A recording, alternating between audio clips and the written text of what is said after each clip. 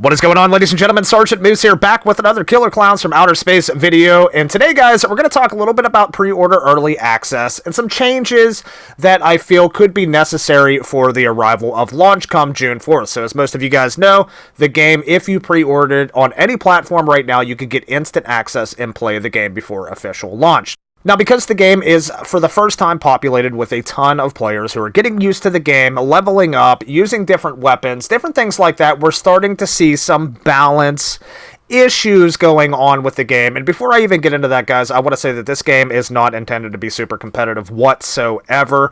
This is not a super try-hardy, trolly type of sweaty game, but there are still things that need to be addressed just so players are having a good experience. And that's what we're going to talk about in this video today. But overall, I will say, guys, from a beginning standpoint, I have played quite a bit for this pre-order early access. You know me, guys. We go hard on asymmetrical games.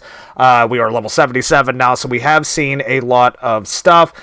There are some small tweaks that could be worked out, but again, guys, I will say for a fun party game, the balancing seems to be almost on point, but not quite there. So let's get into it.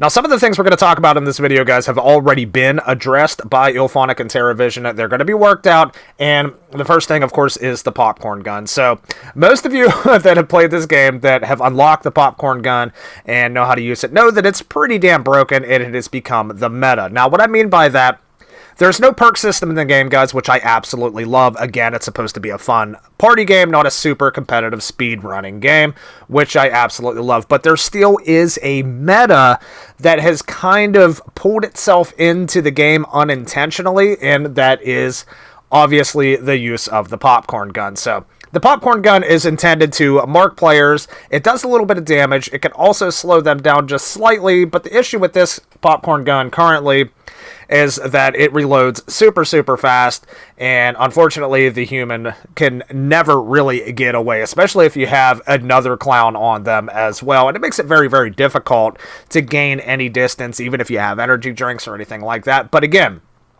not really an issue right now, guys, because this is something that they indeed said that they are tweaking.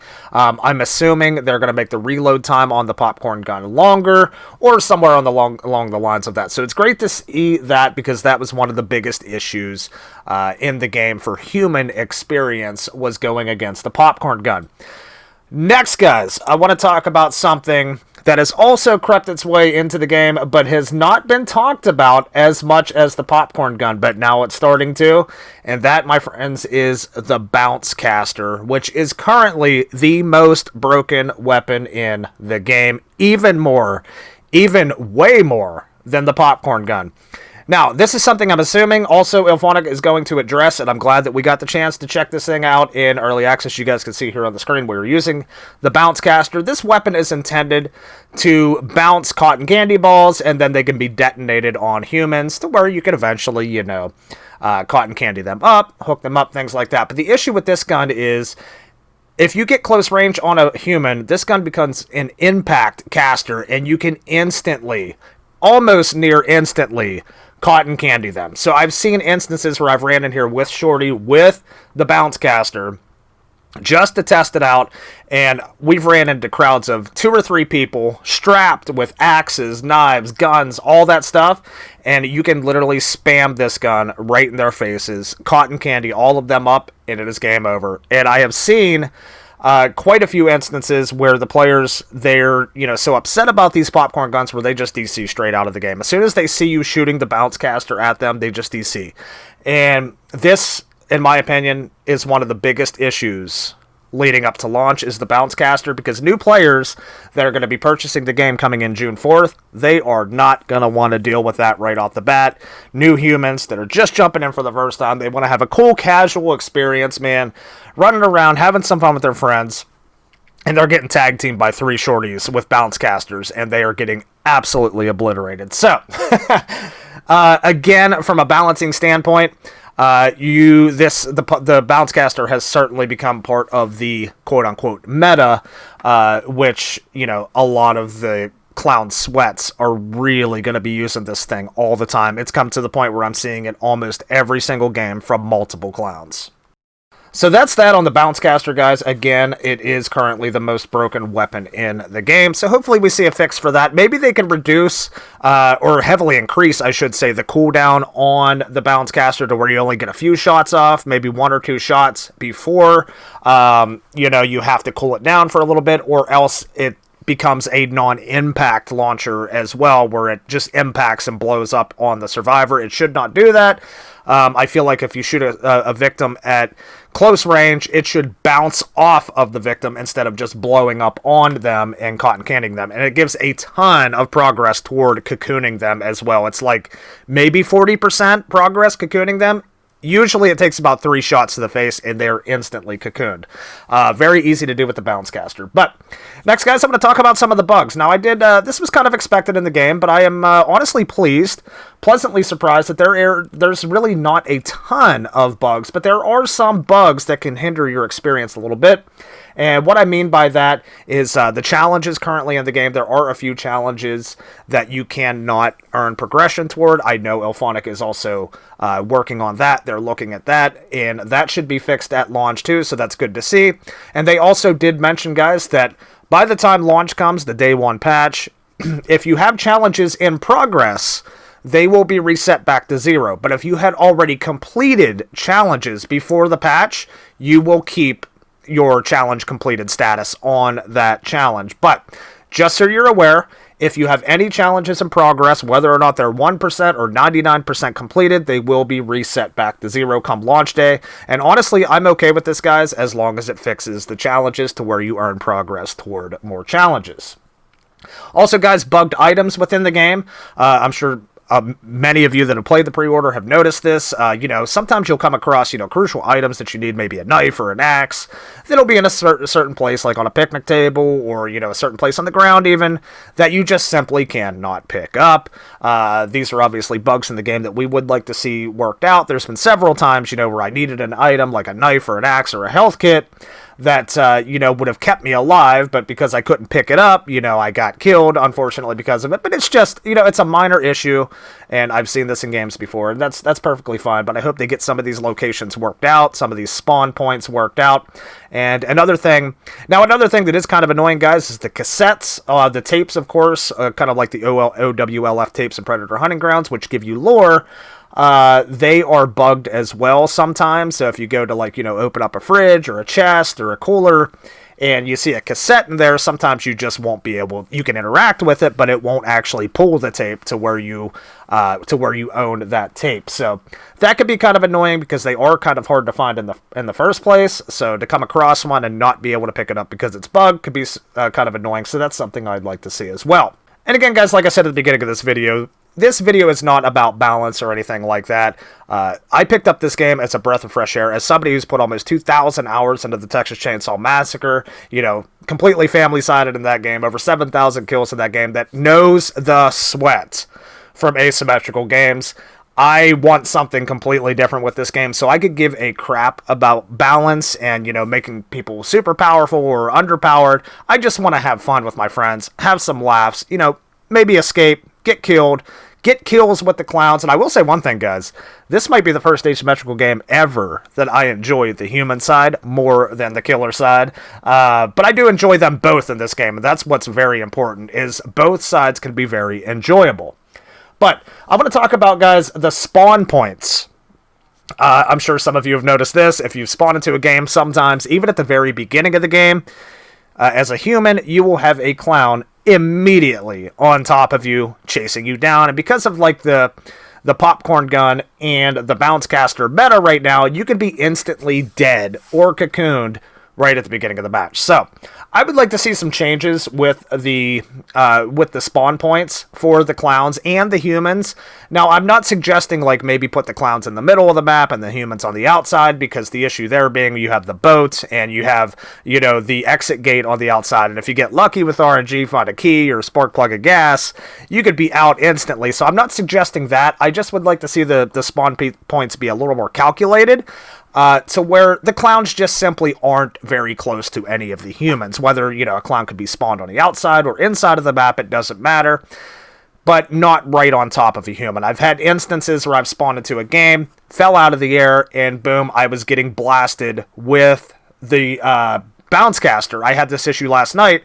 As soon as we spawned in, I hit the ground with my human and took a bounce caster to the face 3 times, and I was cocooned immediately without even having a chance to move. So, again, just maybe something on the spawn points, and I think they're even looking into that as well.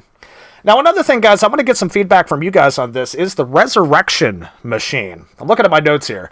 These are kind of everything I wanted to talk about. The resurrection machine. Okay. So as we know, in its current state, the resurrection machine can only be used once per match. And what that means basically is if, say, one person out of the 7 humans dies, and then another person goes and uses that resurrection machine to revive that human. That means that every other human in the match, if they die at any point in the game, they can no longer be resurrected for the rest of the game. You are out. If you were not part of that resurrection machine the first time, you cannot use it whenever you actually die. So it's either you sit there and play mini games for the rest of the game, whether it be 10 or 14 minutes, 15 minutes, you can sit there and play mini games for the rest of the game, or you can simply leave. So I would like to see a change to the resurrection machine, and they use this exact same model with the resurrection machine that they use with Predator Hunting Grounds. But the issue here, as opposed to Predator Hunting Grounds, there was only 4 fire team members in Predator Hunting Grounds, so it wasn't that costly if you would use the resurrection machine early. Like, say you had 2 teammates die, sure, you get 2 teammates back from the resurrection machine, and only one person won't have that revive for the rest of the game. But in this case, you can have 6 people not be able to be resurrected for the rest of the game if you resurrect once. So, I talked to a few friends about this last night, guys, and my suggestion would be, what if you could use the resurrection machine more than once, like, say, infinitely? And what I mean by this is, what I said, everybody would have one chance to come back to life after they had died. If you go to that resurrection machine, anybody that's dead can be revived, but they can only be revived if they had only died once. If they died out once and were already revived and died again, they are done for the rest of the match. And again, guys, if you think about it, it's not too different than how the game's currently set up, but it would give the teammates, especially the randoms that are maybe playing solo or, aren't communicating, it would give them a chance to come back instead of just wasting the resurrection machine on 1 or 2 players early in the match, and then nobody else has a chance. And again, I don't think this would mess with the balance or anything like that. It wouldn't drag the match out, obviously, because the match is on a 15-minute timer anyway. So you're going to have, the Clown Apocalypse coming in at the end no matter what, but it would give a chance for players to come back. And again, it would still require some work because you have to actually go to the resurrection machine and power it up, be able to turn it on and get them players back. So again, guys, I don't think this would affect the balance too much, and it also would not penalize a bunch of players who haven't died already yet because the resurrection machine has already been used. So again, it's just a suggestion, guys. I want to hear your thoughts on that, but I think some small minor improvements could be made to the resurrection machine just to simply make it more useful. Last but not least, ladies and gentlemen, I want to talk about leaving match. So it has been confirmed, guys, by Ilphonic that once you die or escape in a match, you do not have to stick around and play minigames for the rest of the duration of the match. You can simply leave. But you will not get your XP from that match right away. As soon as you leave, you have to do it in real time and wait for that match to end on the back end to receive your XP. So say there's 5 minutes left in the match when you die or escape. You leave the match. You have to wait that 5-minute duration of the rest of the match to receive your XP. So you might not see it in real time as soon as you leave your match, but at the same time, you will get it eventually. And I like that because, if you're in with a bunch of randoms, you might get, killed right off the bat, or you might escape right off the bat in a few minutes, and you might want to get into another match. You don't want to sit there the entire time and play mini games for, 15 minutes of the match. I get that. You can leave. So it's great to hear that by Ilphonic. The only thing I would like to see is just a small change, guys. If you do leave the match, I'm hoping that they're able to give you the XP right away and also give you an end match report where you can see the progress of your level, where you're at towards your next level, what you did to receive that progress, and your unlockables, as opposed to just going back to the menu and not knowing what you unlock. So just a minor change there I would like to see, and I hope they implement something like that. Because don't get me wrong, guys, I love the implementation of the mini games in this game. They're a ton of fun. Tons of fun to play, especially when you're in a party with people and, they're desperately trying to get out. They need knives or they need an energy drink. They're running to the Terenzi brothers to try to escape and they need an energy drink to get across the map. It's super intense and it's super fun to play the mini games. But other times, if you're playing by yourself and you just want to get some games in, you want to leave and you want to get into another game. So you can currently do that. I would just like to see, just a little touch up on the end game screen to where I know my match is completed. I've got my XP and I can see what I've unlocked. But with all of that said, ladies and gentlemen, this is just kind of a list I've compiled. There's a few little changes and fixes that I would like to see toward launch, and who knows, maybe even some of these are already in works or, going to be implemented, but I think they would drastically increase the quality of life of the game, especially for new players that are going to be coming in around launch. But again, guys, all in all, having a ton of fun with this game. Again, it is a breath of fresh air coming from the Texas Chainsaw Massacre, which is a super intensely sweaty game. But I love that too. I love that challenge too. But it's nice to kind of have that back and forth balance of just having some fun with friends. And then if I want to get sweaty, I want to get competitive, I can always go back to that at the same time. So it's a great time to be alive in the asymmetrical community, guys. And we're having a ton of fun with this game.